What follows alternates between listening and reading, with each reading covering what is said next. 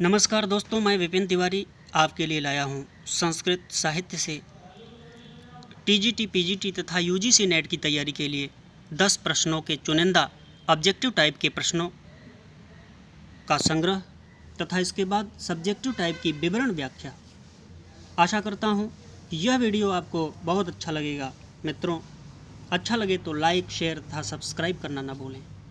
उम्मीद यह है कि यह वीडियो आपकी आधारशिला तैयार करेगा। आज का प्रकरण है कालिदास, महाकवि कालिदास। प्रस्तुत है प्रश्न नंबर 1। कालिदास का समय क्या था? ईसा पूर्व प्रथम शताब्दी, ईसा पूर्व द्वितीय शताब्दी, ईसा पूर्व तृतीय शताब्दी या चतुर्थ शताब्दी। दोस्तों, हम आपको बता दें कि इस प्रश्न का राइट उत्तर होगा ईसा पूर्व प्रथम शताब्दी। प्रश्न नंबर 2। महाकवि कालिदास का जन्म स्थान माना जाता है कश्मीर, उज्जैनी, महाराष्ट्र, बिहार। जैसा कि आपको जानकारी है, प्रश्न संख्या 1 कश्मीर, उज्जैनी, महाराष्ट्र, बिहार। तो इस प्रश्न का सही उत्तर होगा उज्जैनी। ये किस राजा के आश्रयदाता थे? मतलब कालिदास, महाकवि कालिदास किस राजा के आश्रयदाता थे? चंद्रगुप्त, विक्रमादित्य, समुद्रगुप्त, सम्राट अशोक, अ और ब दोनों। तो इसका सही उत्तर होगा चंद्रगुप्त विक्रमादित्य के ये आश्रयदाता कवि थे। महाकवि कालिदास की मुख्य रचनाएं हैं। महाकवि कालिदास की मुख्य रचनाएं हैं। अगला प्रश्न है महाकवि कालिदास की मुख्य रचनाएं हैं 6, 7, 8 या 10। बताएं दोस्तों, महाकवि कालिदास की कितनी रचनाएं हैं? महाकवि कालिदास की रचनाएं हैं 7। ऋतुसंहार, जिसे गीत काव्य कहा जाता है। कुमार संभव महाकाव्य है। रघुवंश महाकाव्य है। 2 महाकाव्य इन्होंने रचना की है और 3 नाटक। 3 नाटकों में अभिज्ञान शाकुंतलम नाटक सर्वश्रेष्ठ है। यह कालिदास का ही नहीं अपितु संसार का सर्वोत्कृष्ट नाटक माना जाता है।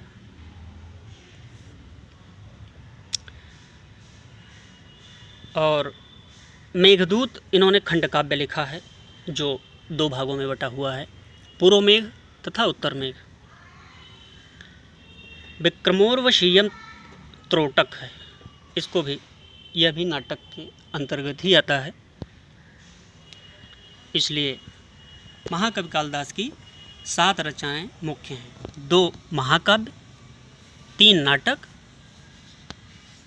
1 गीत काव्य तथा 1 खंड काव्य।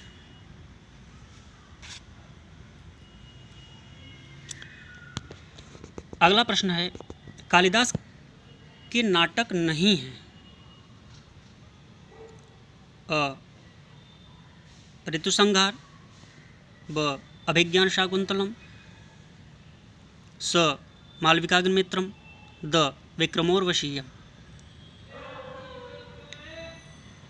ऋतुसंहार महाकवि कालिदास का नाटक नहीं है। यह क्या है? यह एक गीति काव्य है, गीति काव्य।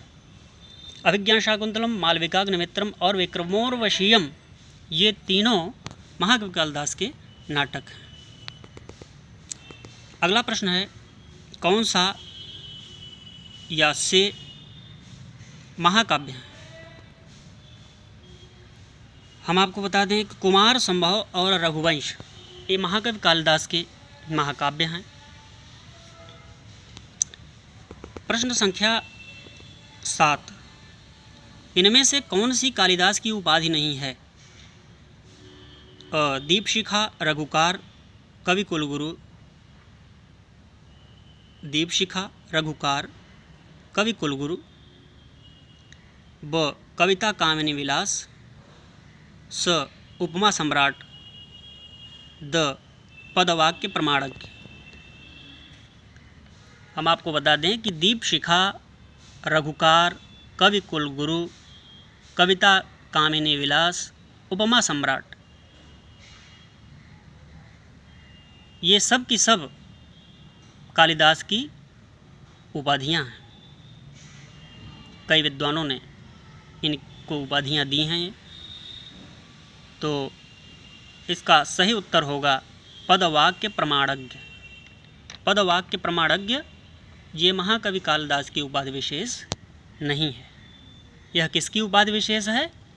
यह उपाधि है भवभूत, महाकवि भवभूत की उपाधि विशेष है। बाकी महाकवि कालिदास की ही है। प्रश्न संख्या 8। महाकवि कालिदास के पत्नी का नाम था, क्या नाम था? विद्योत्मा, प्रियंवदा, शकुंतला या अनुसूया? तो इसका राइट आंसर होगा विद्योत्मा। विद्योत्मा महाकवि कालिदास की पत्नी का नाम था। उस समय महाकवि नहीं हुए थे, उस समय ये साधारण व्यक्ति थे और बाद में इन्होंने घोर परिश्रम करके यह उपाधि प्राप्त की, महाकवि की उपाधि। दोस्तों प्रश्न नंबर 9 कहता है कालिदास का सबसे प्रसिद्ध नाटक है अभिज्ञान शाकुंतलम, मालविकाग्निमित्रम, विक्रमोर्वशीय और मेघदूतम। कालिदास का सबसे प्रसिद्ध नाटक है। नाटक तो महाकवि कालिदास का अभिज्ञान शाकुंतलम है, मालविकाग्निमित्रम, विक्रमोर्वशीयम ये भी नाटक हैं, लेकिन अभिज्ञान शाकुंतलम सर्वोत्कृष्ट रचना है इनकी। इनके सारे काव्यों में, महाकाव्यों में, नाटकों में सबसे सुंदर रचना इनकी यही है।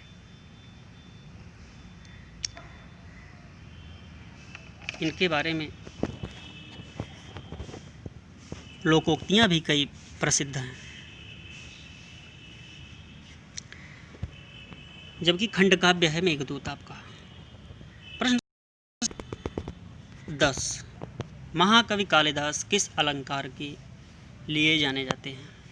महाकवि कालिदास किस अलंकार के लिए जाने जाते हैं? तो मैं आपको बता दूं दोस्तों, महाकवि कालिदास उपमा अलंकार के लिए जाने जाते हैं। उपमा अलंकार, अनुप्रास, उत्प्रेक्षा और अन्य। तो इसमें सही उत्तर होगा उपमा अलंकार। उपमा अलंकार इनका मुख्य अलंकार है। दोस्तों ये 10 प्रश्न समाप्त हुए। अब आपको कुछ विस्तृत जानकारी महाकवि कालिदास के बारे में मैं बताता हूँ जो नोट करने योग्य हैं। यदि दोस्तों अच्छा लगे ये वीडियो तो शेयर ज़रूर कीजिएगा, सब्सक्राइब ज़रूर कीजिए, लाइक ज़रूर कीजिए, क्योंकि लाइक शेयर सब्सक्राइब करने से हमारा मनोबल बढ़ेगा और आपको मैं ऐसे ही वीडियो प्रोवाइड करता रहूँगा। तो विवरण व्याख्या इसकी थोड़ा सा देख लें, 5 मिनट का टाइम दें। और महाकवि कालिदास की पत्नी का नाम विद्योत्मा, जैसा कि हमने अभी भी बताया भी था। इनके ससुर शारदानंद के नाम से जाने जाते हैं। इनके मित्र लंका के राजा कुमारदास हैं। इनका समय ईसा पूर्व प्रथम शताब्दी जाना जाता है।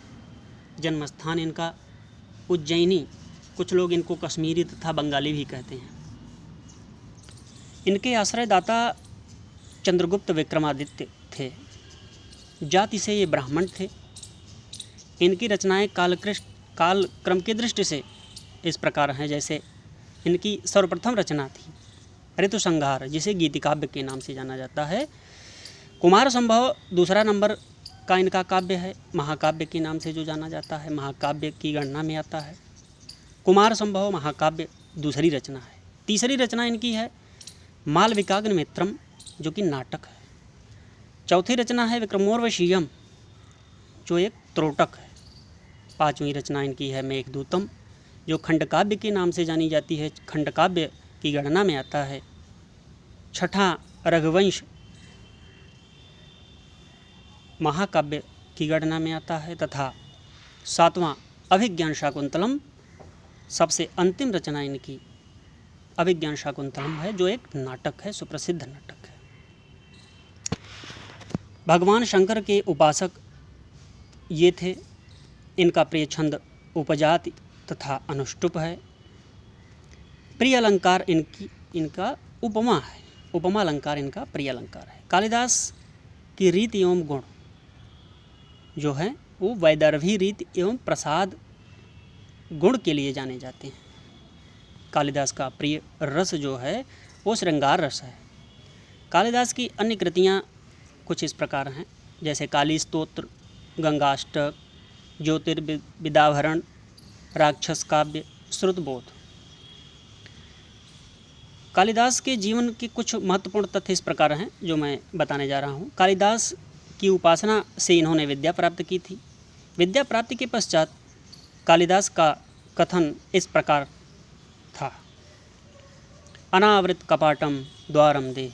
अनावृत कपाटम द्वारम देहि अर्थात इसका मतलब हुआ दरवाज़ा खोलो। उस समय की बात है जब ये विद्वान होकर अपने घर लौटे थे। इसके उत्तर में उनकी पत्नी विद्योत्मा का कथन है, अस्ति कश्चित् वाग् विशेषः, लगता है कोई विद्वान है। इसका मतलब ये हुआ लगता है कोई विद्वान है। अस्ति से कुमार संभव की रचना उन्होंने कर दी। 3 शब्दों से इन्होंने 3 काव्यों की रचना की। अस्ति कश्चित् वाग् विशेषः के अस्ति से इन्होंने कुमार संभव की रचना की, कश्चित् से मेघदूत की रचना की, वाग् विशेषः से वाग् से रघुवंश महाकाव्य की रचना की। विक्रमादित्य की सभा में नवरत्न थे, जिनमें से एक कालिदास भी थे। धन्वंतरी, छपड़ कामर सिंह शंख, बेताल भट्ट घट करपर, कालिदासाः व्याख्यो वराह मेहिरो नृपते सभायाम, रत्नानि वे वररुचिर्न व विक्रमस्य। एक किंवदंती के अनुसार दारा के राजा भोज के प्रधान कवि कालिदास थे। एक किंवदंती के अनुसार और कालिदास का अंतिम समय लंका के राजा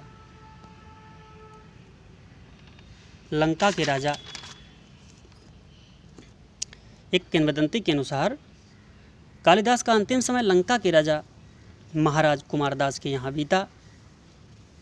वहाँ धन के लोभ में एक वेश्या ने उनकी हत्या कर दी, ऐसा कहा जाता है। इनकी कुछ प्रशस्तियाँ हैं जो इस प्रकार हैं। इसके पहले कालिदास की उपाधियाँ मैं बता दूं आपको। दीप शिखा कालिदास की उपाधि है, रघुकार भी है, कवि कुलगुरु है जैसा कि अब हमने अभी आपको बताया है, कविता कामिनी विलास है, उपमा सम्राट।